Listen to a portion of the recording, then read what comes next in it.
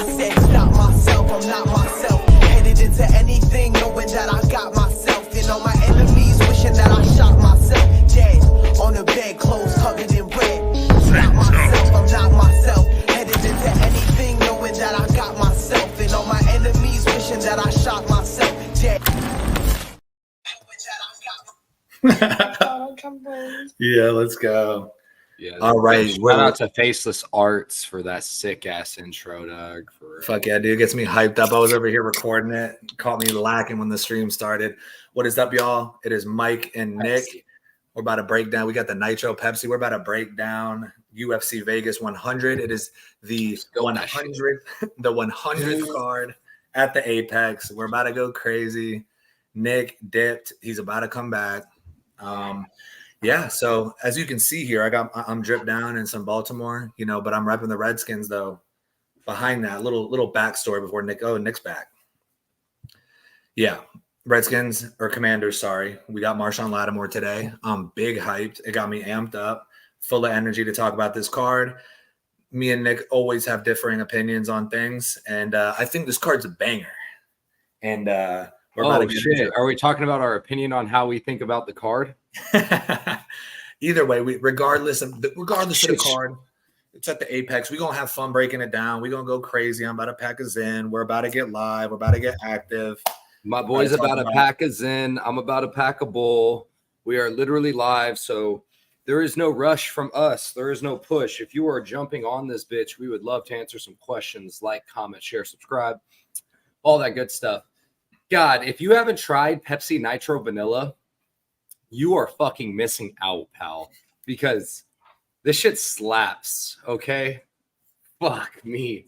I think they got a Pepsi Nitro Vanilla Zero, which is my shit. I love the zeros. Fucking pussy. I'm a fat boy, bro. No. You zin it and you drink zero. Drink some real cola and dip some real tobacco like a fucking man. Dude, I got to worry about my teeth. I can't be dipping anymore. I quit smoking. I changed nothing about my diet. I eat how I want to eat. I was drinking Coke a lot, and I was like 250. I'm like, bro, I'm getting fat. And I cut out Coke and switched out with carbonated water like seltzer and Coke Zero. Changed nothing else about the diet. Lost like 20 pounds in 3 months. It was ridiculous. I'm like, that's crazy. For people that don't know, Mike's also like 6'4". He's a big buck.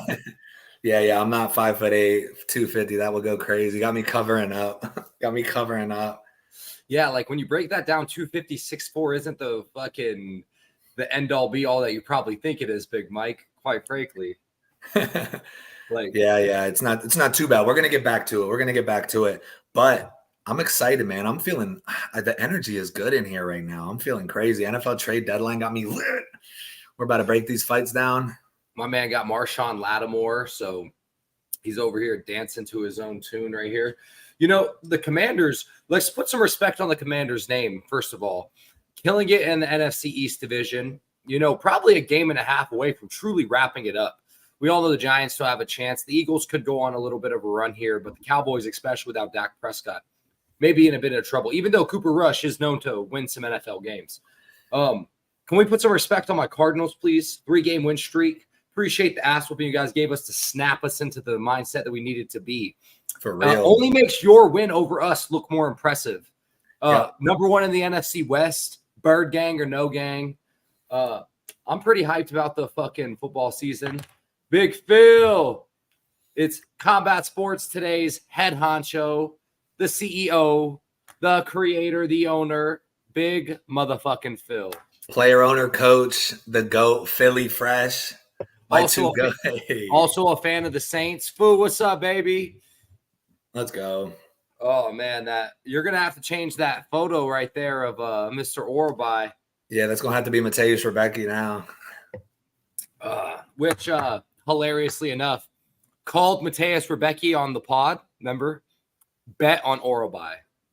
Damn, I bet on Rebecca. I was lit. What a fucking joke. What a fucking joke. It's like, how do you call some shit like that and then take a fat L? It's absolutely insane. But never here, never less. we got a card to talk about. UFC Vegas 100. Mike's hyped about this card. He hit me up at 2 a.m., guys. He's like, brother, I can't sleep. This is the best fucking UFC fight card I've ever seen. Cat.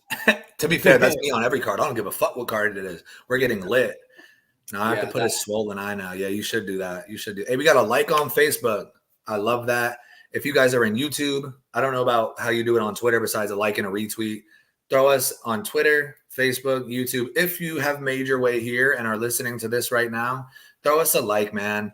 Throw a sub on YouTube. We're always chopping it up. We're trying to stay consistent. CST drops all the latest fight news, pretty much everything you need to know, anything combat sports. And CST does a real deal over here. That's what I got to say about that piece. We appreciate everybody who's viewing.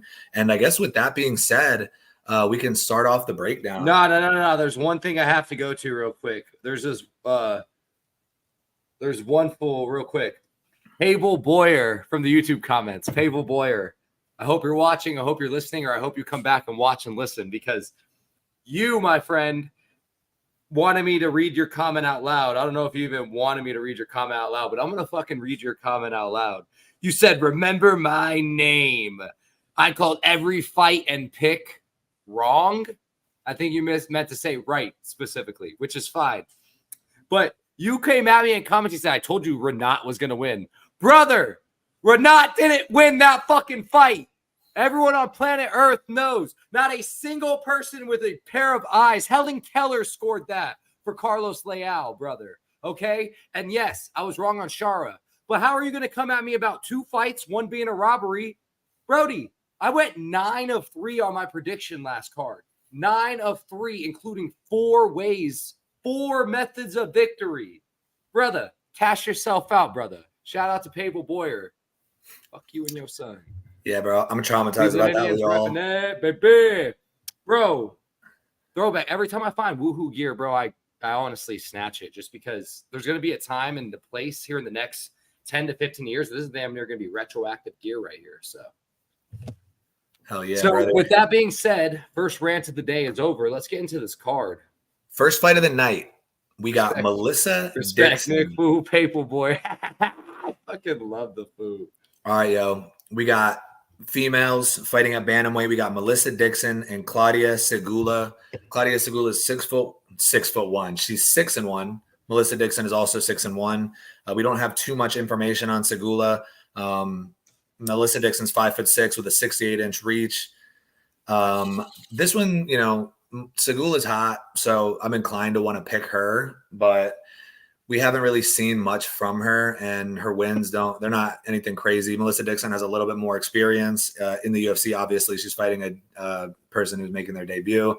Plain and simple, Melissa Dixon, she's a heavy favorite, not worth betting on in my opinion, but I will probably pick Melissa Dixon. I am tempted to take the Nick first women underdog of the night, especially because she's a baddie. She's a baddie, you know, and I like it.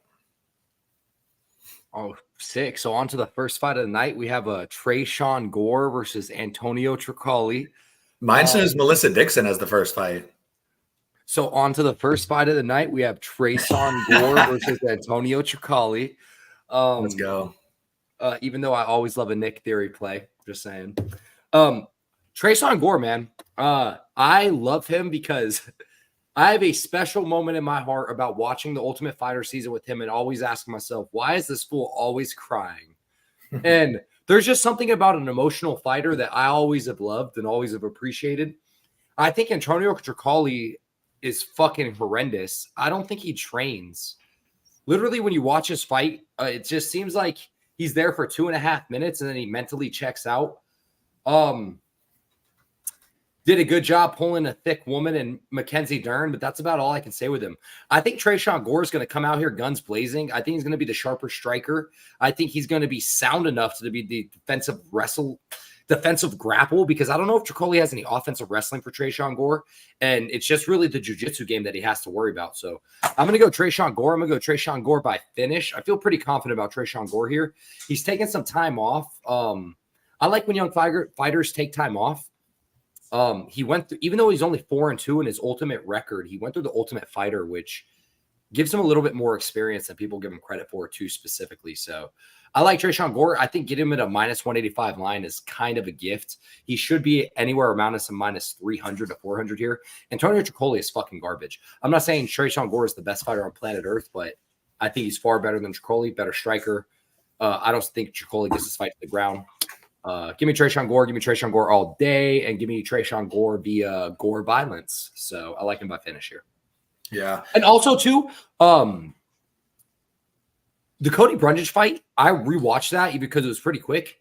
He was low-key beating up Cody Brundage for a minute there, and he just kind of got clipped. The Josh Fremd fight has kind of aged well.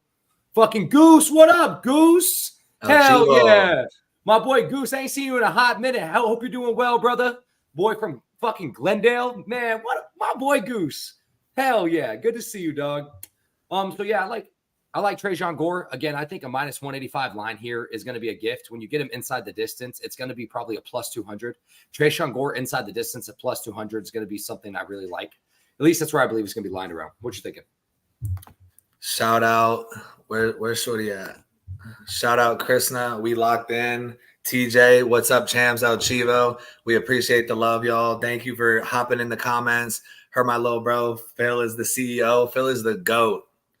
Phil is the GOAT. That's the guy right there. All right. So where was I? Oh yeah. So originally Antonio Tricoli, if I'm not mistaken, I have to get on best odds to find it, but I believe he was at one point a pretty solid underdog. Like I think he's been bet down a lot. Even earlier today, I believe I saw him at around plus 180, and I think he was way higher originally. So there was more incentive for me to take a dog shot on Tricoli, being with Trayshawn Gore.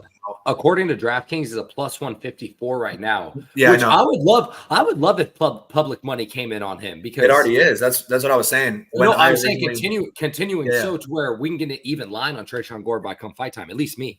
It might. And that takes away any confidence, or not confidence, but any will for me to want to throw a dog shot at Tricoli, because the odds were a little bit crazier before, and now we're getting to the point where Trayshawn Gore actually has some serious value at less than a 2-1 favorite. I do think he's going to be a better physical presence. He's going to be hungry. Yeah, like you said, very emotional. He's very ready to get back in the octagon. He's a physical specimen. He's super power in his hands, and he also has some pretty vicious submission skills that we saw him use against Josh Fremd, which is crazy. Trust me, Phil, that'd be the worst vote you could cast, brother. Nick for president. We wrote him in. TJ, the only reason to take Gore here, this is more of a stay away fight for me. But when I saw Tricoli at the odds he was previously at, I was like, oh, that could be worth something. He's tall and rangy. He has a good chin. But at the same time, do I want to bet on this fight? No. But if I had to make a pick right now, I disagree. Trayshawn Gore. I disagree with both of you. I think this is a great spot. I think this is damn near a hammer spot, especially if we get to minus 150 on Trayshawn Gore come fight time. Get the fuck out of here. Trayshawn Gore via finish, solid half a unit play, whatever unit are, and Trayshawn Gore, whatever the money line is by fight time, I think is a hell of a spot. Tricoli about to do Gore like he did baby Dern's baby daddy. Nah, bro. Let me tell you right now, he did pull up on the baby daddy like that, but that fool is just a jiu-jitsu wizard. Trayshawn Gore is a black, athletic fucking specimen that has emotion and hate in his fucking heart. Tricoli's not going to fucking catch him with an overhand right like Cody Brundage did. Trust me when I say this. And we can come back to this. Bookmark this bad boy if you want. Clip this motherfucker. I don't give a shit. Trayshawn Gore is going to fuck this dude up. Trayshawn Gore is going to win this fight. Hammer spot. Trayshawn Gore via finish. Solid amount of a unit too as well. I have a great read on Trayshawn Gore. I watched the whole Ultimate Fighter season. I've watched every single fight of his since then. It wasn't a hard tape study. Literally the easiest tape study we've ever had in our life. Tricoli's fucking garbage. He gasses out and he quits after 3.5 minutes of fighting, has zero heart. Doubt if he's even training right now. And if he is training right now, that's fucking fine. Trayshawn Gore took some time off to get better. And he's at the lab right now. Let's fucking go. Trayshawn Gore at the lab. Time to go. Odds on Gore right now, Big Phil. Right now, minus 185. I guess money's coming out on Tricoli. Let's hope money keeps coming in on Tricoli, because Trayshawn Gore is a great fucking spot to put. I know people always fucking, it's straight. It's a fact, bro. Like, in the end of the day, sometimes that brute athleticism has something to do with takedown defense. And Tricoli is not a good offensive wrestler. So I like Trayshawn Gore here. I like Trayshawn Gore a lot. TJ, I'm going to be in California this weekend, so I'm going to have to put in all my bets pre-fight. So I just realized that I'm not going to be able to get any fight closing good lines. So I'm going to have to put in all my bets before I go. So, but yeah, Trayshawn Gore's a spot I really like. If you are a parlay kind of guy, he's a great parlay piece because they'll bring anything to plus odds at that point. So let's get it. Trayshawn Gore is the pick on both sides. We'll move to the next fight. We got a bantamweight bout between Damon Blackshear and Cody Stamann. I like this fight. I like this fight for Damon Blackshear. He's a damn good fighter. 14-7 isn't necessarily the best record, but Killer's Road, though. He's fighting a bunch of fucking good fighters, though, bro. Like Damon Blackshear, the people he's fighting is absolutely insane, man. I'm telling you, this right here, just like last week, I have a couple. See, there's times where I'm insanely confident. Like, for example, one was Kevin Holland over Chiesa submission. This last weekend, Yusuf Zalal with Jack Shore, Yusuf Zalal by submission. This is a spot here where I think Cody Stamann is tough, but he's going to get outstruck a little bit on the feet. He's going to look to use his wrestling. And I'm telling you, bro, I feel a submission from Damon Blackshear. He might shoot right into a ghillie. And I feel like Damon Blackshear, I don't want to say is going to be super incredibly dominant, but I think he's going to be winning. And Cody Stamann's going to find himself locked in a submission. And I think, what's his name? Am I missing something? Did I skip a fight? No, just keep going. Doesn't matter. Just keep going with your thoughts and we'll continue. Damon Blackshear is really wide. And he's I guess I don't know what he started at, but he's a minus 278 favorite. I feel like they're probably going to be hip to him by submission. It might not be the craziest odds, but if we get like plus 350 or higher for Damon Blackshear by sub, I actually like that play a lot. Yeah, well, his odds are going to be juiced by sub. All his wins in his career damn near are by sub. He has like 9 wins. On best fight odds, I believe BetOnline had him at plus 400 yesterday. So by the time we get him on DraftKings, it could be plus 275. It could be plus 300.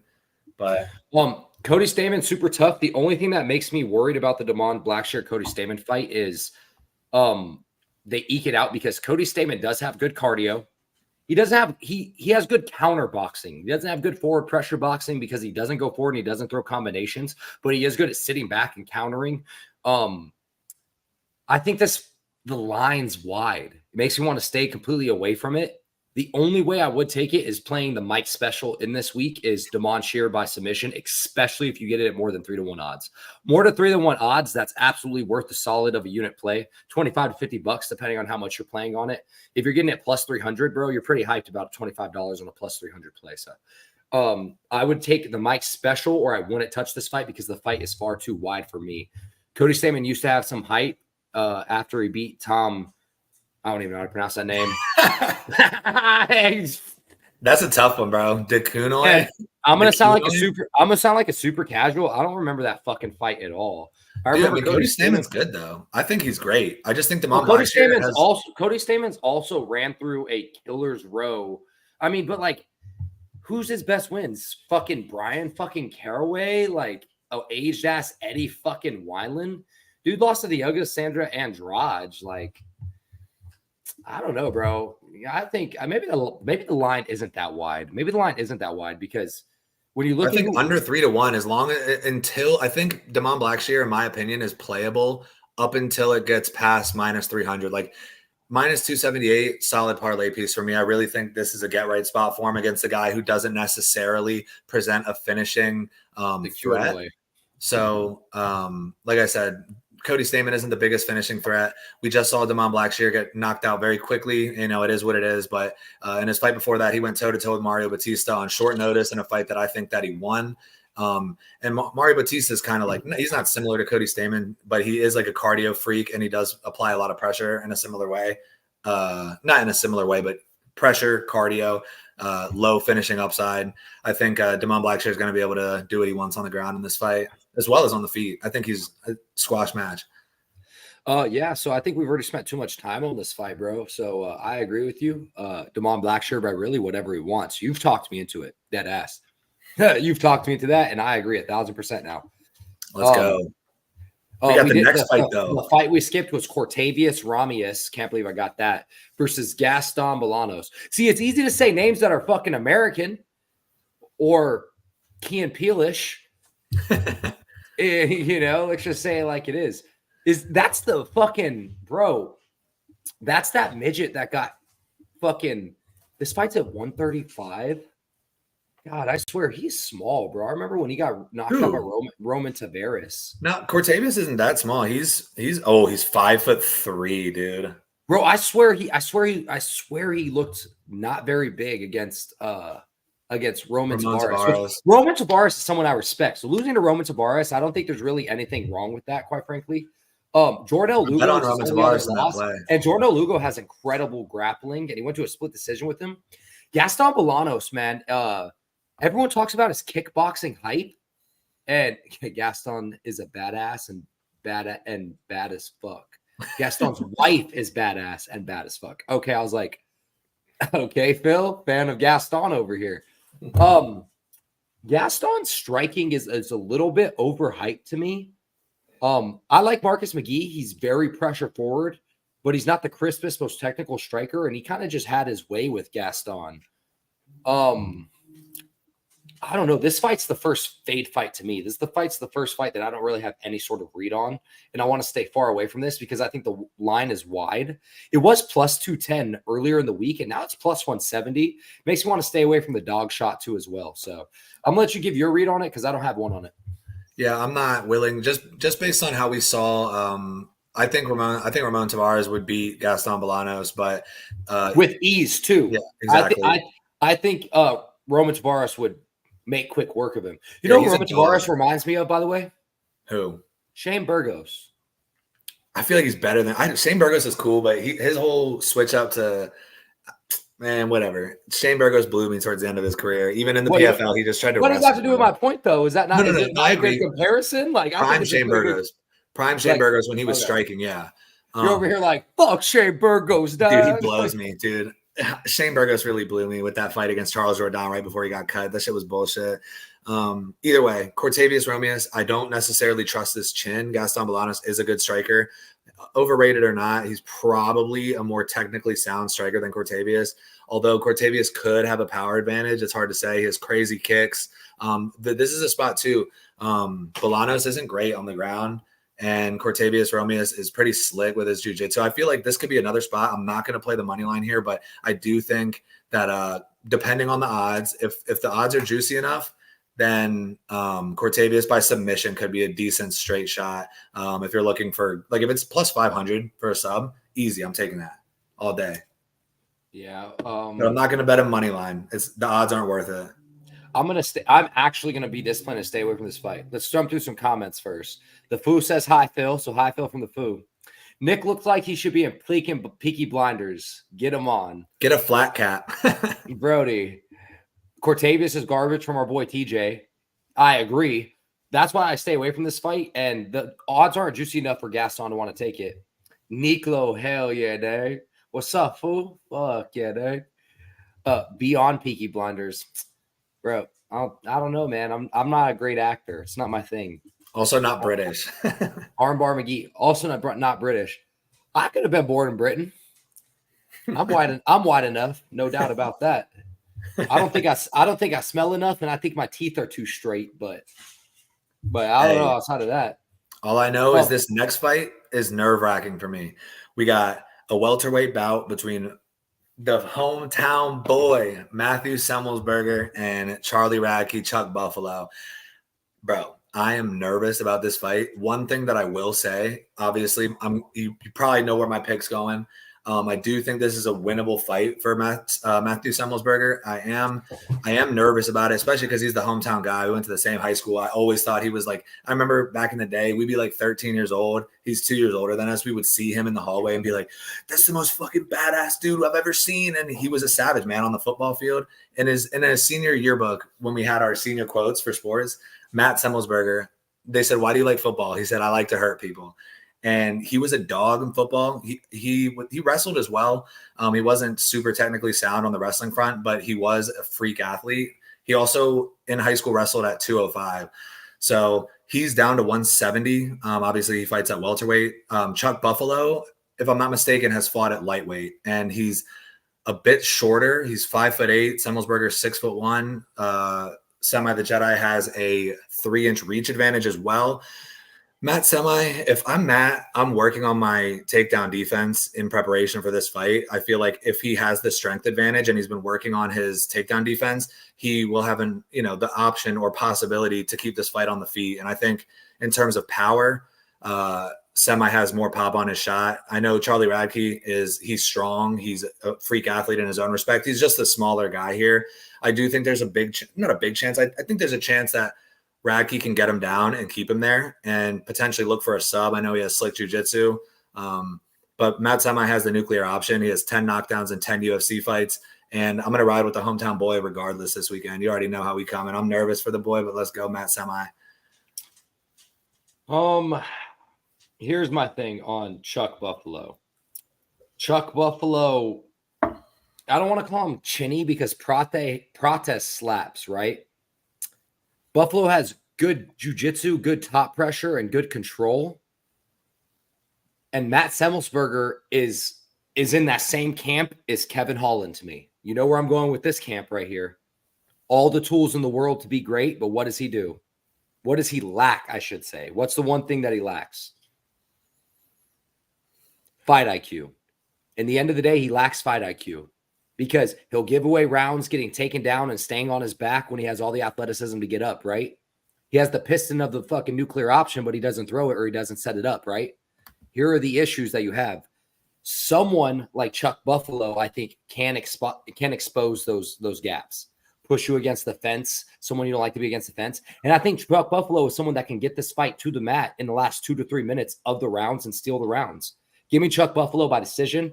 I think we're going to get good odds on that. I would not doubt if we get almost plus 400 odds on Chuck Buffalo by decision because he's someone that likes to get finishes. And it's someone that I think the Vegas lines, especially with Matt Semmelsberger getting finished by Prates, I think we are going to get a little bit of discount on Chuck Buffalo by finish. First, Nick versus Mike pick. We were opposite on election day. So Chuck Buffalo, shout out our boy Vinny because I know how much he loves him. Yeah, I'm in agreement with you right here, Goose. I think Chuck Buffalo, I like him this week, man. I want to say he's the hammer spot that I feel like Tresean Gore is, but I like him quite a lot. So I like betting against fighters that don't have good fight IQ. As TJ says, Semi always ends up on his back. It is fucking insane. Well, the thing for me is you can always jump in the live, brother. You know what time it is. The thing for me was that so if I'm a fighter and I get matched up with Matthew Semmelsberger, I'm going to look at his tape and be like, okay, he has the nuclear option in the hands and he can't wrestle very well. So my game plan would be close the distance and wrestle. So if I'm Semi, I have to think that's what the game plan is going to be. And if he's in the gym training, bro, I'm telling you, I mean, most people in the UFC are freak athletes, but I'm telling you, Semi is a freak athlete. And if he has worked on his takedown defense and this fight can stay on the feet, I don't think Charlie Radke's outstriking him. I don't.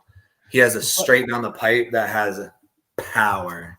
The thoughts of what you're saying, though, wouldn't that have been the same case for Preston Parsons, who has the same exact style as Radke, except he doesn't have as heavy of hands and he doesn't have as good of offensive cage wrestling? Wouldn't you think the same thing? Like, I mean, honestly, Semi could have won the Jeremiah Wells fight depending on how you scored it. So I think Preston Parsons is a. I mean, Charlie Radke has good jiu-jitsu, but in terms of offensive wrestling, good old-fashioned American wrestling, Preston Parsons is better than Charlie Radke all day, and he's bigger. Charlie Radke used to be a lightweight. He's not that big of a guy. He's muscular and he's in shape, but he is not as big and as strong as Preston Parsons is. That kid was a freak because Semi's weak in the wrestling. But I think there's a chance that, I mean, you already know my pick is biased, but I'm going with Semi to knock him out. But the other thing is, and it sucks that I can't bet this fight live because I'm going to be in California. It really does, because this is the Nick special time right here, because I don't really have the best read on it. Now I feel like, now that I'm thinking about it, I'm like, man, Radke does have kind of a shitty strength of schedule. He is 34. And I've never been a huge Chuck Buffalo guy. And I feel like I'm kind of being biased. I feel like you just talked me into this with Semi. Because if Semi can keep it standing, I think Semi wins. I think Semi will have the bigger moments on the feet because Radke does have striking deficiencies in his defense. Oh, that's a tough fight for me. So first Nick special, y'all. First Nick special. Live play this bitch. The Just last play it live. So my what's up, Jong Dong? What is up, my guy? What's up, John Dong? John Dong the wrench. John Dong wrench. Another thing So though. does that mean it's like long and skinny and has like a crazy tip? I'm just curious. That means he's cranking shit.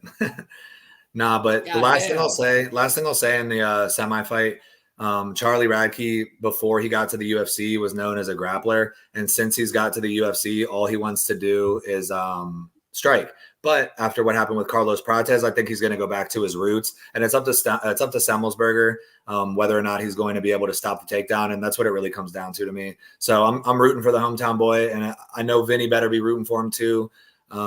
So that's all I'll say on that one. Yeah, Goose, I understand. I'm about to be well, that is fucking whack. I couldn't imagine having to use a middleman. I'm be hitting up my boy TJ, who's also in the chat, be like, yo, TJ, go place this for me. Let's jump to the next one because this fight I don't have an incredible read on. I just think Dusko Tavorovich, who is fighting Mansour Abdul Malik. And Mansour Abdul Malik, bro, like Is this the main card? I don't know, to be honest with you. I think there's 2 more fights on the prelims. Nothing but respect, John. Appreciate you being cool about it. On the prelims, we got welterweight and then a women's bout before the Mansour fight. See, my boy TJ got me. He's gonna be fucking Kevin Gates with 2 phones. He's gonna be having one phone in his hand for his bets, the other with mine. Double tapping the place bets button. It's gonna be sick. So for me, it's showing up. We got Elizio Zaleski dos Santos. Nicholas Dalby's out. He's fighting some 7-0 guy, Zachary Scrogan, 28 years old. Is that for this card? Is it happening this card? Yeah, it says it's happening November 9th this weekend at welterweight. All right. Well, we should skip that because I don't know Zach Scrogan, and I. And then the last fight on the prelims card is Denise Gomes versus Carolina Kovalevich. And I'm taking Denise Gomes, but Carolina Kovalevich. Where do you see that? Oh, okay. I see it now. Kovalevich has been like a fine wine in this little second half of her career. But Denise Gomez, I feel like she has the power in her hands. She can pretty much win this fight everywhere. I'm just gonna be quick with this one and say I got Denise Gomez by decision. Yeah, I don't know, bro. Fucking in this second scrap of Carolina had, she beat whack-ass Felice Herring, Vanessa Demopoulos, Diana Belbita, and fucking Silviana Suarez, and then got exposed again by Yasmin. So I don't know, bro. I'm going to take Denise Gomez because I think Carolina's wanted to quit before, and I think she definitely wants to quit now. So take it, and we'll keep it moving to the next fight card, or the next fight. And that's where we pop into Mansour Abdul Malik and Dusko Todorovic. You were about to start talking about this one. I think Mansour has a horrendous strength of schedule, but I was quite impressed because he didn't seem like he was gassing out at all against Wes Schultz in his Dana White Contender Series fight. So it didn't make me really question necessarily his cardio. Mansour, man, his cage wrestling was fucking incredible. Solid getting in on the hips. And I think Dusko Todorovic is someone that does come on later in fights, no doubt about it.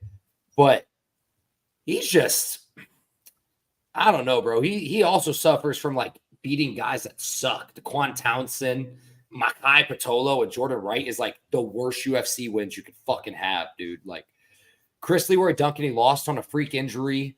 I understand he got knocked out by Chidi Bang Bang because Chidi Bang Bang was having some sick Muay Thai for a moment there too as well. But honestly, I think this is the setup spot for Mansour. I know it's nice to fade the Contender Series guy, but I think Mansour is going to take him down, ground and pound him, and beat him ass and finish him within 8 minutes. Give me Mansour under 1.5 rounds as well. The parlay on DraftKings you can do. Mansour and under 1.5 rounds.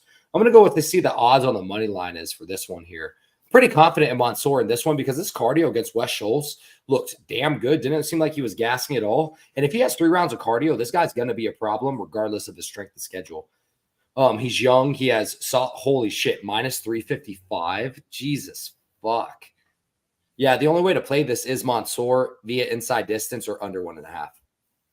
Yeah, that's brutal. Hey, shout out Maryland Wrestling. My boy Mansour Abdul Malik, repping Maryland Terrapins, Division I wrestler. I'm going with him all day too. I think he's going to find the takedown relatively easily with not much resistance. And I think he'll either ground and pound or find his way to a submission victory here early as well. Mansour under 1.5 or Mansour double chance, whichever is better odds. Probably the under 1.5. I think they're setting him up for this one. They're going to allow him to get comfortable in his debut, and I think he's not going to mess this up.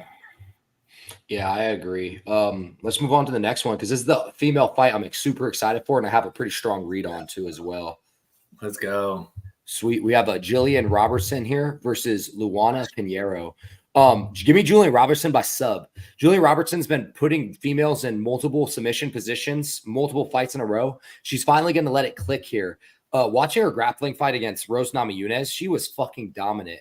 And then you go watch Luana's fight against Fiona Davis, not as dominant, which is good because Luana's been getting the grappling rounds in, the no-gi rounds and things of that nature. But in MMA where you can add the punches, I see Jillian Robertson getting on top. Luana's going to turn her back, and she's going to either give up her back for her naked choke or she's going to get mounted. And then what's going to happen is we're going to see some modified arm triangle from Jillian Robertson. Jillian Robertson by sub. You could even double chance it here and do Jillian Robertson by knockout.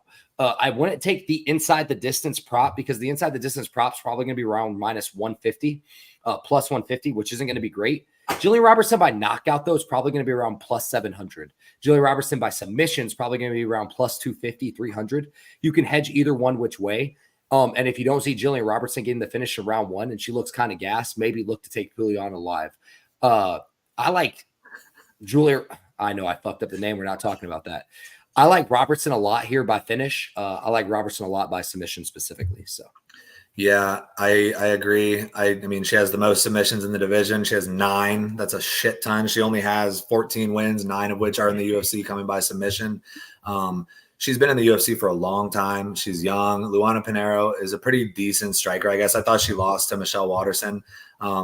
But the only thing about submission, like if we get inside the distance, knockout or submission at plus 150 or better, I think that's a good play. Because as we've seen, like if there's a little bit of resistance to the sub, Jillian Robertson, if she has a dominant position, has gnarly ground and pound as well. So you could be like, oh, let me play the submission at plus 250, and then the inside distance was plus 125 or plus 150, and she starts pounding Shorty. So I'm also on you. Hey, Jose Comps. That's my boy Josie. That's my boy Ferd. We got dogged by Carlos Leal. I don't even want to talk about it. We've already talked about it once this stream. But nah, give me Jillian Robertson inside the distance. In my opinion, she's a lock here. Her odds are probably pretty wide. It's like she's like a minus 355 or 455. Minus 410, bro. Yeah, that's why you have to take the finish, and the finish is going to be juiced as hell. We're all going to be pissed off when she takes it to a fucking eeky-ass decision.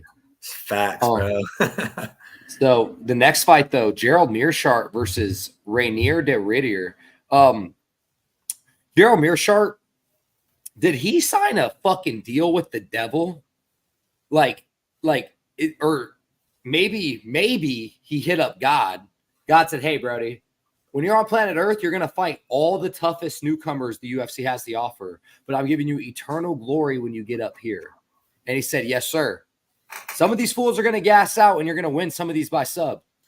Unfortunately, you're going to be fighting someone that's juiced to the gills, EPO'd out, and there's a possibility this fight gets overturned to a no contest when it's all said and done. Give me Rainier de Ridder. Give me Rainier de Ridder by submission over Gerald Meerschaert. And he's going to get it done in the first round and make a splash for his first UFC fight. Rainier de Ridder, first round submission. Go to FanDuel. Rainier de Ridder, first round submission, round combos 1 or 2. Lock it the fuck in. Yeah, that's funny as shit. The conviction in with which that you said that. So I was also thinking de Ridder by submission. But at the same time, there was a thought in the back of my head saying, fuck it, take GM3 by submission, bro. GM3 has one path of victory, and that's every fight. That's just so you know, it's every fight. That's kind of de Ridder's game too. Opponent, no, but de Ridder has good offensive grappling from the jump. He doesn't have to wait for someone to wade into deep waters and gas out, which I respect. The minute you get the jump on Gerald Meerschaert for round 1 and 2 and don't gas out, and the thing is, de Ridder will be chasing submissions all of round 1 and 2, and he's going to be juiced to the fucking gills, brother. He's coming over from one championship. His only losses, bro, are against Antonio Tolin. I don't know how to pronounce his name. The fucking heavyweight smashing king out there, bro, at one championship that just fucking killing everybody. Hey, Wins who against wins, Ongla Song are good as shit, bro. Timothy Diglett Ash, like good ass wins, bro. DeRitter by first round or second round submission. If you want to just be smart, you can just take DeRitter battle between Mearshart and DeRitter. That's bro. Mearshart's getting knocked the fuck out. Dude, he's not that good, bro. DeRitter's not that good. Yeah, but he hits way. He has a fucking hammer. He has a fucking hammer, bro. He may not be that good, but at least he's losing to real guys. I know Jared Mearshart's also losing to real guys. Let me stop the bullshit right here, too. Yeah, GM3's him. I mean, he's old, though. But he's old and he's been through a fucking buzzsaw of damage. Again, give me DeRitter rounds 1 and 2 all day. I'm fairly confident in it. If you're doing just a straight up money line parlay, Trayshawn Gore and DeRitter off rips for this first fight of the card. Or if you want to do something that's just like juice to the fucking gills, you could take Gillian Robertson and DeRitter. I think it's pretty close to what I feel as confident as a bet as I could be. Yeah, I would say I agree. I think I'm edging towards DeRitter as well, probably inside the distance. DeRitter's 34, though. He's not even young. I don't know, bro. I might go with Gerald. Yeah, okay, well. Fuck it. I'm going with Gerald. By the way, you still owe me $20. Oh, yeah. I forgot about that. You ain't even hit me up. Yeah, because I forgot about it too. But I was going to say, do you want to do another $20 bet? Yeah, for sure. And then I'm going to owe you 40 probably. Yeah, I was like, then you're going to owe me 40. I mean, we could double it or nothing if you want to take Mearshart at even money. How do you want to do it? Nothing. Who did we bet on in the last one? Let me pull up the last card. I can't even remember who we fucking bet on. I think it was a dumbass bet on my side. 1 second here. So you texted me afterwards, and I was like, "Oh fuck, I said that." UFC 308. I can't remember. Abus Magomedov, and you took Bruno Fajeda. He was so close. You took Bruno Fajeda, so that was close though. We'll double it or nothing. You're taking Mearshart. I'm taking DeRitter. Let me get my virtual handshake. Thank you, sir. I'm just getting farmed. I love this next fight for the odds purposes. Wait, so we skipped over Ricky Tercios and Bernardo Sopai. That's the fight I was talking about. Okay. No, we didn't skip over. It's next. Let's go. I don't know why our shit's different. No, we're damn near on the same page. In terms of the odds, this odds make no fucking sense. Ricky Tercios is no good, right? But Sopaj is only good for about 6.5 minutes. Like, I know he gave Lokdog a really tough fight, but Lokdog also took this fight on this random, weird, short notice circumstances, cut weight 2 weeks before, and he still got finished in the third round. And Tercios may not be good, but there is 2 things that he does have that I respect and appreciate from him. That's scrambling ability and good cardio. And if Sopaj can't get the offensive wrestling game plan going, and if he does get the offensive game plan going and Tercios finds his way back up to the feet, I don't know, man. This may be the dog of the week, which is weird to say because Tercios is not good.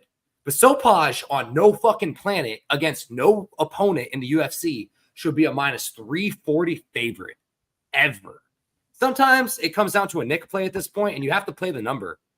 And I'm going to play the number. Give me Ricky Tercios at plus 275. I like Ricky Tercios to eke out a decision based off his cardio, little bit of pressure. But fucking him standing in the middle of the cage, pointing to the cage and saying, "Ah!" Based off shit like that, bro. Give me Ricky Tercios, who's someone that, yes, I don't think he's a great UFC fighter, but on no fucking planet is Sopaj a minus 350 favorite. And if you put him in a parlay and he loses, you fucking deserve to lose your money.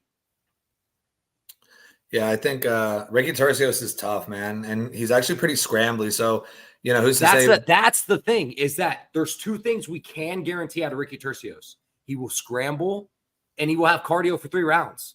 That is undeniable. Comes back to the Ultimate Fighter days too as well. He was always in shape. And it just comes down. There's just something about those self-belief guys that in the end of the day, that he does have undeniable self-belief in himself that will never quit in a fight. And I love that, bro. Like, they believe in nothing but themselves. They don't need a fucking sports personality coach or someone to tell them how good they are. They fucking know it. And he's going to go in and fight for 15 fucking minutes. Give me Ricky Tercios, bro. Give me Ricky Tercios. I'm with you. First dog, I feel pretty confident about. Almost 3-1 odds.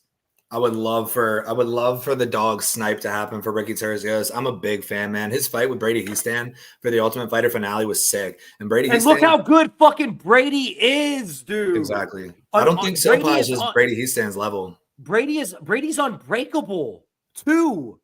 Like Brady, oh my God.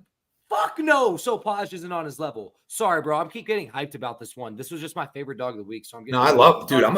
You don't need to convince me. I'm a Ricky Tercios fan. I'm just sorry I'm sorry for cutting you off. My bad, bro. I'm just. Oh, you're good. About this shit. I'm hyped. I'm happy that this is the way, because I'm thinking. Well, you kind of did talk a little shit about Ricky Tercios, but you also picked him. And I'm a big Ricky Tercios fan, even though his fight against Amin Zahabi really blew me because I felt like he could have done more. But I do love, in this matchup at least, I love his jiu-jitsu. And I think he's going to find himself in, a lot of position reversals. He's going to be on bottom and then, find his way back to a top position, probably squeak out a decision. But, hey, it's, again, look how good Zahabi looks now.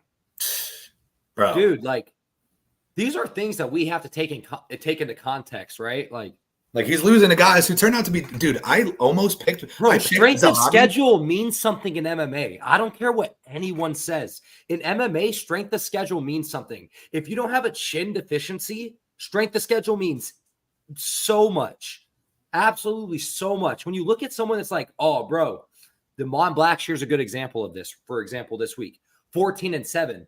When you look at the killer row of the guys that he's lost to, it's like, it's not that huge of a deal in the end of the day. Strength of schedule absolutely means something in combat sports specifically, bro. You can't just look at the number of someone's record and keep it moving. Sometimes you have to look at the deeper into the schedule and be like, holy fuck, they're like that. So yeah, I'm super excited. Because I was already going to pick Ricky, but the way that you're talking about it, I'm getting more hype. I'm like, let's fucking go, Ricky. This feels like it just feels like a really good dog shot to me, bro. And in the end of the day, when it comes down to gambling, because in the end of the day, we're doing bets and picks. This isn't straight up fight analyst predictions at times. This is overall betting the number. And this is something where I think this line off rips is fucked up. At worst, it's a 50-50 fight. I favor Tercios 55-45 in this fight. I would favor Tercios if I were to take all these fights, draw them down on a paper, and be like, how would you line this fight? I would have this around a -120 for Ricky Tercios personally. Sopaj a -1 +105. Give me Ricky Tercios at almost 3-1 odds all fucking day. Let's go. Let's go, Rick. We got a banger in the next one. A slight banger. We got a bantamweight co-main event between Cody Garbrandt and Miles Johns. And I'm hyped for this one, man. The resurgence of Cody Garbrandt's career is not over yet, bro. His losses, even though he does have a chin issue, I think Miles Johns' striking is pretty one-dimensional. I wouldn't say he's a great overhander. He's overhand or bust. Yeah, he has exactly. He throws looping shots. Cody Garbrandt is sitting at a +145, and up until you convince me on Tercios, Cody Garbrandt is my favorite underdog of the week. I feel like he's too fast. He's too slick. Yes, there is a chance that he gets hit with a nuke, but I just don't think Cody Garbrandt is getting hit by those telegraph shots that Miles Johns throws. Only path to victory I see for Johns outside of a well-timed knockout punch is through wrestling. And I feel like Cody Garbrandt is quick enough to stay away from the wrestling. And if he does find himself in bottom position, I think he's scrappy enough to get his way out of it. And on the feet, I don't even think it's close, bro. I think Cody Garbrandt's going to go out there. And if this fight remains on the feet for 3 rounds, I'm not sure Miles Johns makes it to a decision.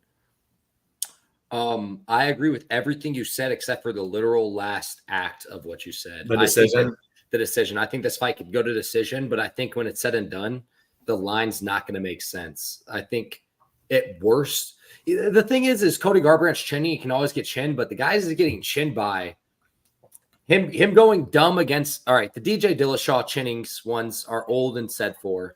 Pedro fucked up. Munoz one was stupid as shit. Kai Kara France, he was dead on the scales. No one on planet Earth thought he was going to make it to the scales. Davison Figueiredo's a motherfucker at 135. You know, Rob Font still cracks. Man, again, looking at someone's losses, right? Looking at someone's losses. Right. Listen to everyone I just named. Everyone I just named is a respectable name. And yeah, Trevin Jones. Yeah, Trevin Jones. I'm sorry. Trevin Jones and Brian Kelleher aren't the greatest wins per se, but I'm just going to say it. I think that's kind of the level Mile Johns is at. I think that's kind of where I would rank Mile Johns.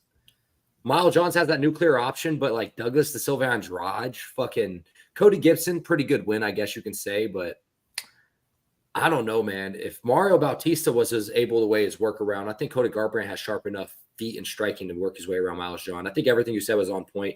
Give me Cody Garbrandt by decision if I'm taking a method of victory, but Cody Garbrandt at the dog money is good enough by itself. So, hey, doggy style parlay of the week. You heard it here first.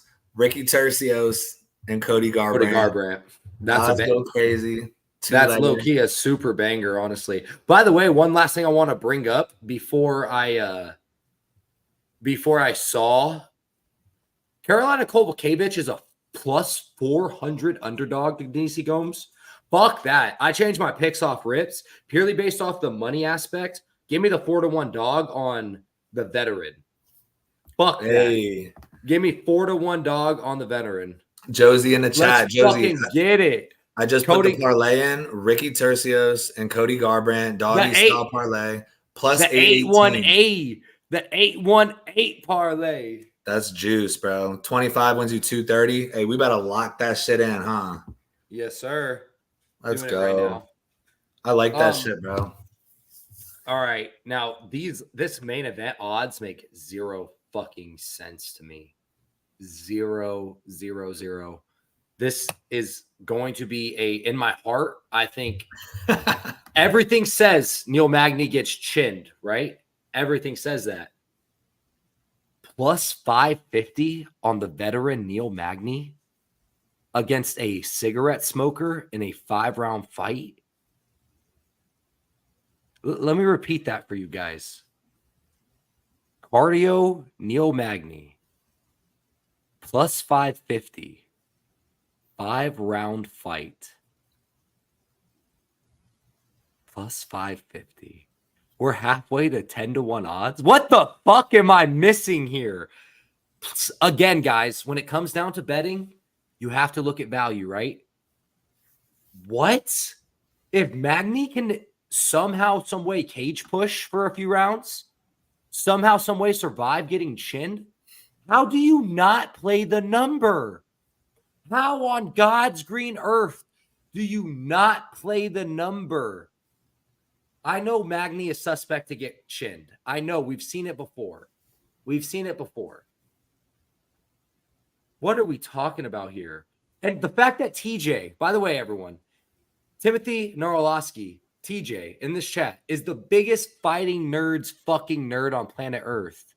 I'm telling you, he has like an automatic bet fucking setting in his bank account that anytime the fighting nerds fight, he hammers it. It's like something that he loves. It's just facts. The fact that he likes Magny too says a lot. At the number of what it is, it blows me away. So let me tell you guys how to play this fight. If you are a gambler, you play Carlos Prates knockout 1 and 2. You go to FanDuel, you play Carlos Prates knockout rounds 1 and 2, probably get it a plus 150 to a plus 200, somewhere around there, if you're lucky. And then you hedge it off rips with a Neil Magny plus 550. And I'm telling you guys, if this fight gets out of round 2 and Neil Magny is still there, his head's still there, you fucking bet the fucking mortgage on Neil Magny after round 2. Cardio King Neil Magny against a cigarette smoker. I don't give a fuck how hard the cigarette smoker hits. Stop playing. If he's awake after 10 minutes, you hammer the Cardio King, period. So I agree with the things that you're saying. However, I think Carlos Prates knocks Neil Magny out in a way that we have not seen Neil Magny knocked out before. I think inside 2 rounds, FanDuel, beautiful prop, because round 1 knockout, based on the odds on the money line, Carlos Prates round 1 knockout is probably going to be minus 150. And let's say Neil Magny's tough enough to survive the first round. If you want to be crazy, Carlos Prates round 2 might be plus 400 because they think it's going to happen in round 1. Or you could go for the little rounds 1 or 2. The odds probably, the only thing is I don't think it's going to be juicy enough to want to bet on. But I think Carlos Prates is putting Neil Magny out, and I think he's going to do it in violent fashion. Neil Magny has done his share of gatekeeping. He's done his, he stopped Mike Malott, the hype train previous, but Carlos Prates is a different beast. And I don't think cardio is going to really matter here. I would be willing to say that Carlos Prates, although he smokes cigarettes, I have a friend, I won't say his name, but I have a buddy who smokes like a pack a day, bro. I play basketball with that kid. I'm telling you, he's like 33, smokes a pack of Marlboro Reds a day. And this motherfucker can play ball for hours. I've never seen anything like it. We had an adult basketball league. He don't sub out the game. He'll be on the sidelines like, all right, let's go back in. Let's go back in after the timeout. And he doesn't lose breath. And I'm like, how do you do that, bro? And he's like, I don't know. I just like playing basketball. And I feel like, regardless of me saying that some people who smoke cigarettes have crazy lungs, that's not often the case. And I don't think it's going to matter here because I think Prates is going to get it done. And I think he's going to get it done early and violently. And I wish there was a better way to play it other than that. So outside of Magny still being there to start round 3 and you hammer him at plus 2,000, I think it's going to end early. And I think it's going to be Prates with another highlight. Yeah, I mean, I can't say I disagree with you because the way I would play it, like I said, is Prates knockout 1 and 2. But yeah, has Prates ever have a 5-round fight before in his career? I gotta go look at this. He may have. I can't. He fought Muay Thai, a lot of Muay Thai. So the rounds are different. Time. They're shorter rounds, so it's not the same. And the thing about Prates is he's on he may have 6 losses, but those are like from like 2017, 2018. His run to me is actually slightly impressive. I really like the Mitch Ramirez win, Trevin Giles, Radke, and Ling. Yeah, the way he put out Radke was fucking heinous, bro. Same with Lee, bro. The way he put out Giles, like this guy really, bro. He has that density, that Brazilian density that Fajeda has. Bro, like and this doesn't matter too much. It kind of does, actually. When you see Prates in his post-fight press conference and he's sitting there, his hands, bro, I'm telling you, take notice in this fight week. If you see his press conference, his hands on that fucking mic, he has these massive hands, bro. I'm telling you, it's crazy. And those big hands are going to find that button, I'm telling you.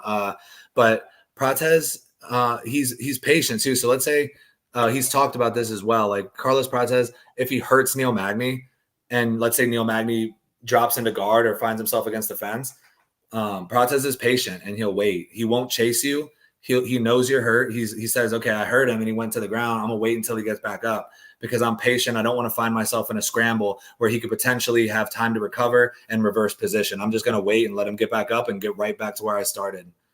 And dude, I think he's the real deal. I remember before the Trevin Giles fight, I was telling people that Carlos Prates was him. I was like, he's the lock of the week. Taken by knockout at plus money. He's the lock.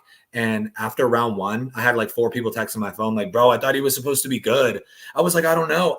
I thought he was supposed to be good. I was getting shook because that jab was eating him up.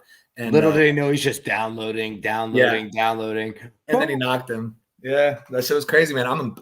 I know he's probably a popular guy right now, but I love Carlos Prates and I love the way he fights. It's funny as Prates is someone that if he wins this one, bro, he's someone they can really push. Like they already can push him now. Like, well, if he wins this one, I truly believe he's gonna win it violently. Like, you have to.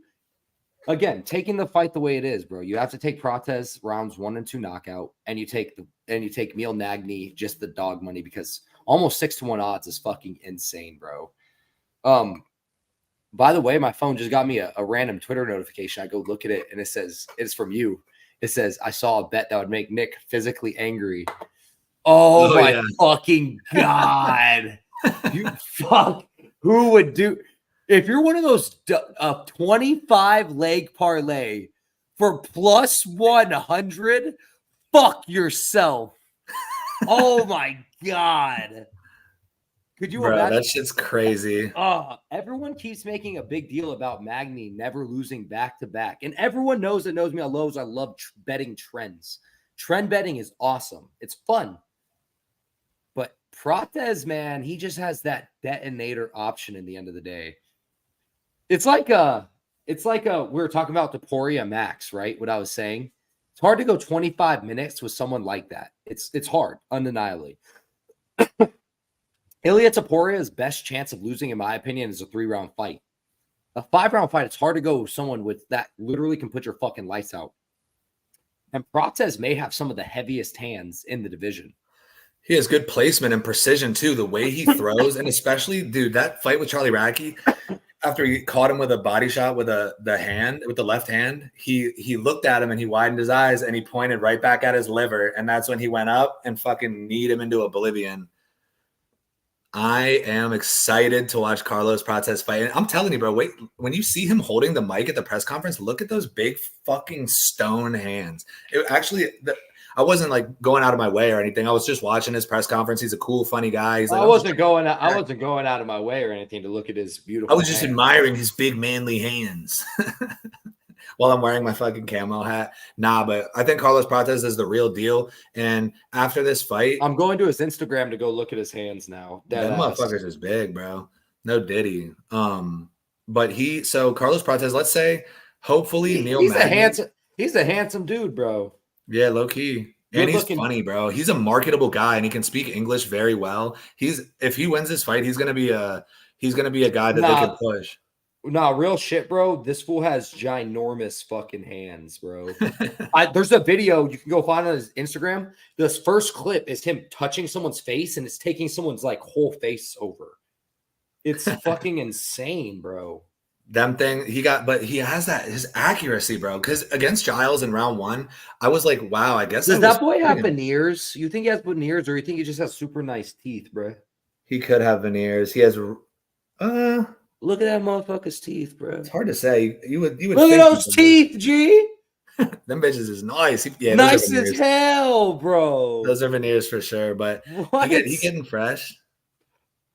What, bro? Fuck that. That's someone you see at a bar and you know can beat your ass. Like that's someone you look and you're like, oh, there's not a question in my mind that fool can beat me up. So and it's funny because he's kind of skinny too, but the way that I just feel like he's like you said, the density, like he's just a built dude for his frame and stature. Like he's kind of like almost like a Randy Brown, but I feel like a little more fast twitch, explosive. I'm telling you, he has that MMA fighter plus nice. I double clicked it. We both double clicked it again. Just like I got it. Boom. There we go. MMA fighter plus nice teeth equal industry plant. You hear that, TJ? He's talking shit about you. So when you find this Elias Drake guy, you have to beat him up. Oh man. So honestly, I feel like the more we talked about this card, the more excited I got about this card. It will be less stressful for me because I won't be live betting it either. I'll just put in a few plays and parlays before I leave to California. Yeah, I think it's actually a good card. It would have been better if Nicholas Dalby and Aleki Dos Santos were to scrap on this bad boy. Yeah, that was gonna be a banger, dude. Both of them are just down to go, man. I was excited for that fight. Yeah, me too.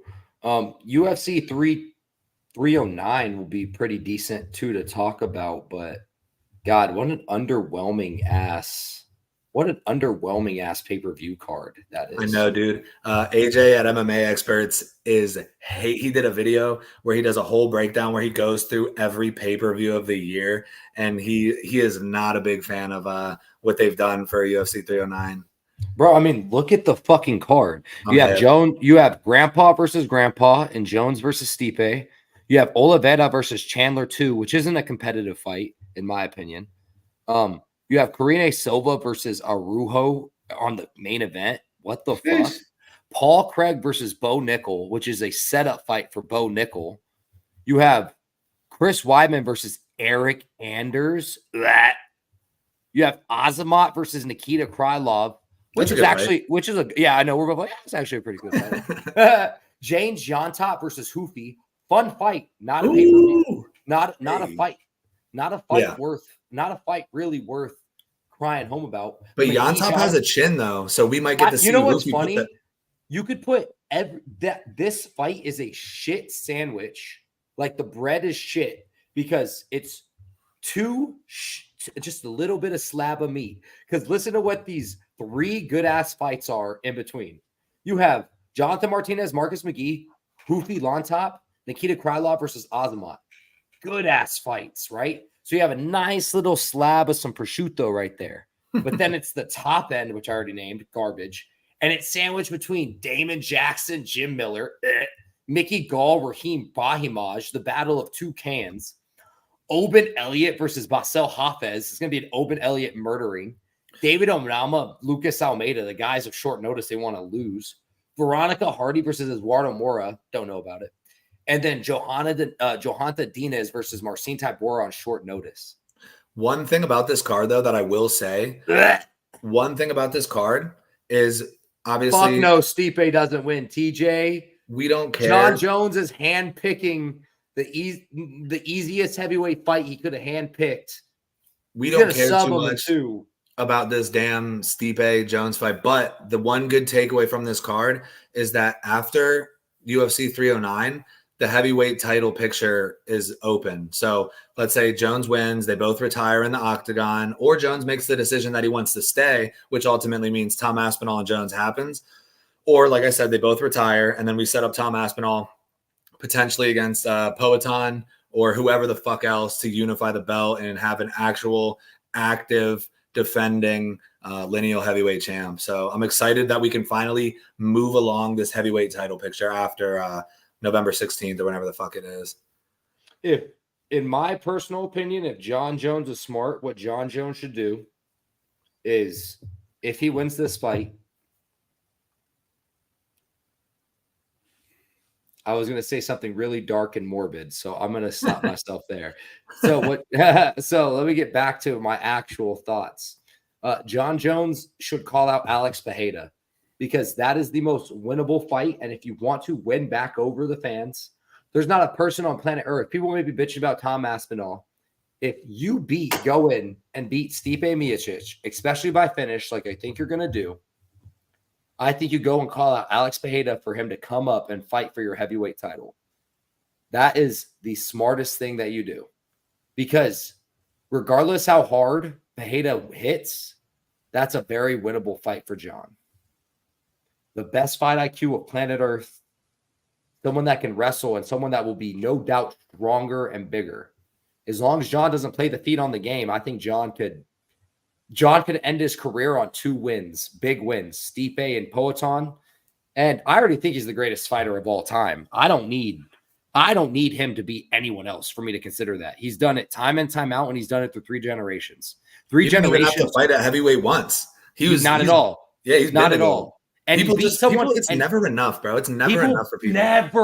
Never. It's such a fucking joke. And he beat Cyril Gahn with ease. Cyril Gahn is a formidable ass heavyweight. Like, what are we fucking talking about, bro? Here? They're always gonna say something like, "Oh, Gahn can't wrestle," but it's like, bro, and these new fans, bro, I'm telling you, they're like, "Oh yeah, we went back, we rewatched all his fights, bro." You weren't there. You don't remember how he was spoken about. You don't remember the fear he put in people. Yeah, he didn't necessarily finish people. The only as often fight as that some. you can say he actually possibly lost was Dominic Reyes. That's the only one. And Dominic Reyes in his time was on a streak of killing motherfuckers. Yeah, but he broke Dominic Reyes, bro. He got knocked out after that. He took Dominic Reyes' soul, bro. I'm telling you. Legit, bro. Like, and people want to say the same thing. He lost to Dom. He ain't shit to me. Stop it, TJ. I know. Fucking come on, TJ. Stop it. Don't be that guy right now, bro. Look at everyone he broke after. Thiago Santos, never the fucking same. Literally destroyed his body. Dom Reyes, literally never recovered. By definition, never recovered. Had his first win. Finally, just his last fight. Okay, finally out of rejuvenation, which my boy, by the way, Mike called. Bro, killing guys from the OG statuses. The way that he put was it Lyoto Machida to sleep with the standing guillotine? Sickest sub ever. bro, like what? Subbing Cyril Gahn here in this day and age. I don't know why I'm forgetting. Broke Anthony Smith, like legitimately beat the dog shit out of Anthony Smith. 50-43'd his ass. Like, come on, bro. Yeah, If he beats, see what he did to Glover. If he beats Tom, I'll shut up. It's never enough, bro. John Jones is 37 years fucking old, and he's not a natural heavyweight. Dude, it's for me, it's like, okay, let's say he beats Tom Aspinall, then people are gonna be like, oh, but he doesn't want to fight Poatan now. And it's like, bro, I feel like people had to be there, bro. Like the way people talked about him, the way like press conferences, everything was going when it was surrounded. Like I remember when John Jones got to Bro, UFC. how am I forgetting what he did to fucking DC twice? Bro, what am I talking about here? I forgot the most impressive shit for me. It's the cheating for me. Every one of these guys are cheating, TJ. Hey, he was just taking Viagra, bro. Bro, stop it. They're all fucking cheating. Some of them are just better or worse at getting caught. And John Jones is a factual known drug addict and alcoholic. So what happens when you do drugs and do alcohol? You forget about shit, such as your cycle times, when you're getting tested, things of that nature. He's just not as professional as others. Could you imagine if John Jones didn't spend the prime of his career not sniffing coke, fucking hookers, and drinking himself half to death? Could you fucking imagine what he would have done to people? Bro walked in on a fucking bender and raped DC. Stop it. He's like that. Love you, TJ. I'm just passionate about this right now because that is truly like, there's an undeniable conversation to me that, and as a human, I can understand you not standing him. I'm not praising him as a human, but I'm separating the art from the artist here. And when it comes down to the artist, he's never lost a fight. That L will get off of his record soon. It'll be incredible. It'll be hopefully a no contest. But bro, he's like that. And if he beats Stipe, it's just another fucking scalp to his fucking mantle. And if he's smart, he calls out Poatan. But if he fights Tom Aspinall, I don't give a shit if he wins or lose. That's as good as it gets. That's for him to call out the most dangerous, or honestly, either fight is dangerous. Either fight is dangerous. Poatan without any semblance of a weight cut with the nuclear option that he has. And Poatan at a point, we're finally at a point that we can talk about him. He's an MMA fighter, guys. He's not a kickboxer. He's not a Muay Thai fighter. He's an MMA fighter, guys. So it doesn't matter if he gets taken down or not. We have to see what he can do. That's just what it is. And yes, Tom Aspinall would be probably a decent favorite. If we were to line that fight right now, John Jones, Tom Aspinall is probably a 2-1 favorite via opening, realistically. But do we know for a fact that John Jones can't take it into deep waters and do what he's done to every other young cub? Do we know that for a fact? Because what we do know for a fact is that the 35-year-old statistic for age and championship stops at 170. It doesn't go up to heavyweight. It doesn't go up to, and if Randy Couture can beat some of these young guns at 41 years old, my GOAT can do it at 37. And one thing that's crazy, bro. So Tom Aspinall, of course, he's the best heavyweight in the world right now. And that's not including John Jones in the conversation. So Which is fucking crazy. John Jones, regardless of his time off, getting hurt. That is another thing, though, that I'm curious how this pec injury affects him. Because pec injury and bicep injuries, I know those aren't easy recoveries at all. I think he's going to be okay. I don't think he's coming back until he knows he's ready. And I was just thinking about this while you were talking. In a perfect world as a John Jones fan, I was a John Jones fan since I was a little legit. And so let's say John Jones destroys Aspinall. He says, you know what? I think I got one or two more in me. Let me get Tom next. And then he beats Tom. Poatan beats Magomed Ankalaev. And then Poatan goes up to heavyweight, gets ragdolled by John Jones, and he calls it a career. Now no one can say shit. Yeah, bro. I don't think John has that many fights in him. I think after this one, I wouldn't be surprised if he laid down the gloves after this one.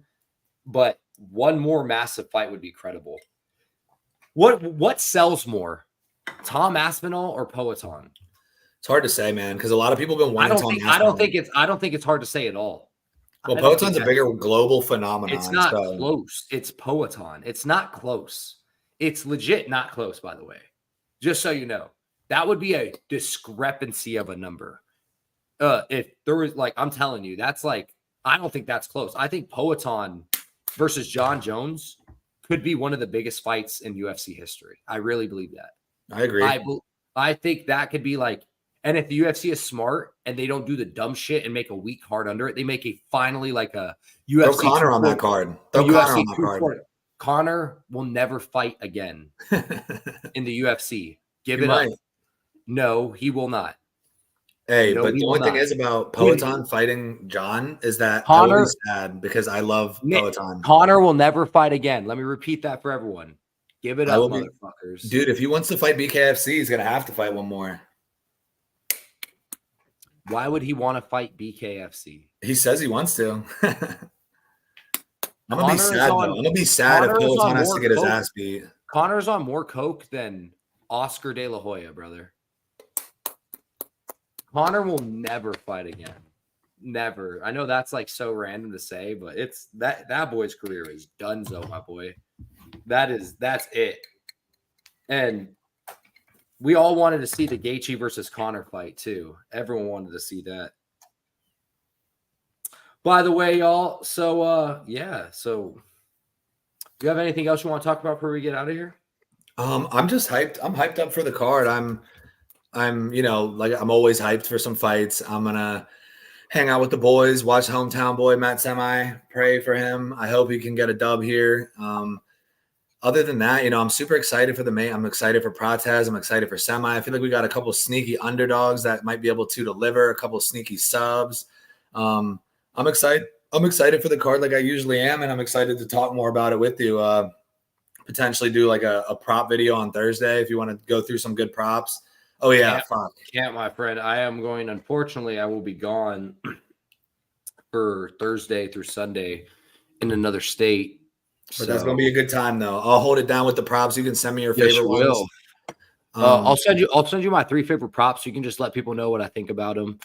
You honestly, I watch your lives where you have a good read on my thoughts. I appreciate the shout outs. I appreciate you always giving love to the Nick bets. Hell yeah. Everyone as well. I'll be doing a live with Jay Smooth, Rush Hour Fight Club tomorrow, talking some boxing. So if you're a fan of boxing and the 2-glove combat, please come show some love. I love talking about the sweet science. It's one of my favorite things to talk about, quite frankly. I'll also be giving out some picks and some props there too as well before I get out of here in the States. I just love talking with you guys, man. I would love if we can keep growing this thing. I would love if you guys were a little bit more interactive, give us some comments, give us some likes. We love chopping it up with you guys. Does anyone have anything else to say before we get out of here? Drop a few comments. We'll wait another minute or so. Does anyone have any questions, any thoughts, anything, y'all? If you're still here with us, ask us. So this way we're not dipping out without anyone getting anything unanswered if you want to chop it up. Where's my phone?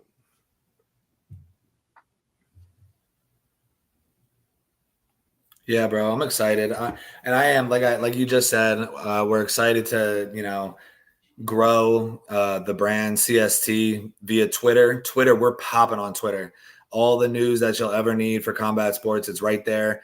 We got a good following on Facebook, Instagram. We're always posting new stuff. We're even trying to get involved with TikTok. So YouTube is a slow climb, but we're going to stay consistent and keep talking about the fights. We love it. We're passionate about this shit. So we're going to keep doing our thing for as long as we can. Bet y'all. Well, looks like no one got anything. So with that being said, man, we're probably going to hop out of this bad boy. We appreciate you guys being here for the live stream with us. In the end of the day, nothing but love. Thank you guys so much for being here with us. Follow, subscribe, baby. Got it, man. Shout out to my boy Big Mike. Shout out to everyone at the CST. Much love, boys. Peace, chicken grease. Let it go.